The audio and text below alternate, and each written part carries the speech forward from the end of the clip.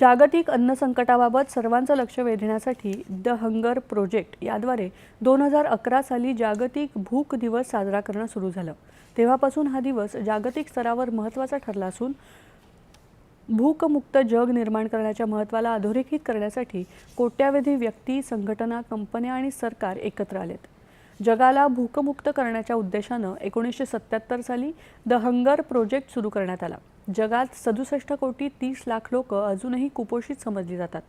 जगातल्या अशा लोकांपैकी 99% लोक हे अल्प आणि मध्यम उत्पन्न देशात वास्तव्याला असले तरी त्यापैकी 60% महिला आणि बालिकांचा यामध्ये समावेश आहे। वाढत्या महागाईमुळे 26 कोटी लोक पोषक आहारापासून वंचित राहत आहेत। भूक ही काही एकाकीपणे अस्तित्वात येत नाही। असमानता, पर्यावरण बदल, संघर्ष आणि आर्थिक अस्थैर्य ही सुद्धा त्याची कारणं आहेत।